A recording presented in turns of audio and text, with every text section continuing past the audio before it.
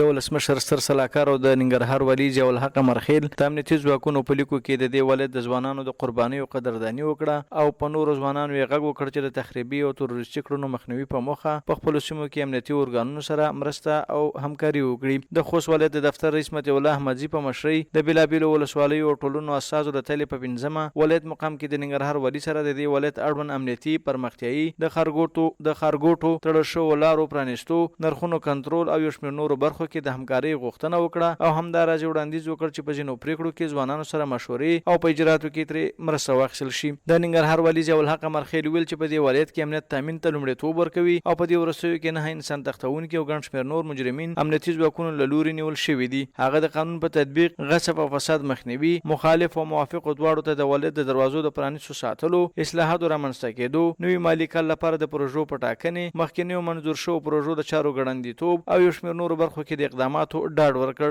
خو د دې اوسني نسل دنده وظیفه دا ده چې افغانستان تغییر زموږ تاسو دنده دا ده چې افغانستان د اوسني حالت نه راوباسو.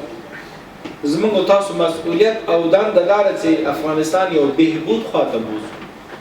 زموږ تاسو مسؤلیت او دنده دا ده چې عملاً ثابت کړو چې د وطن سره د خاورې سره موږ مینه لرو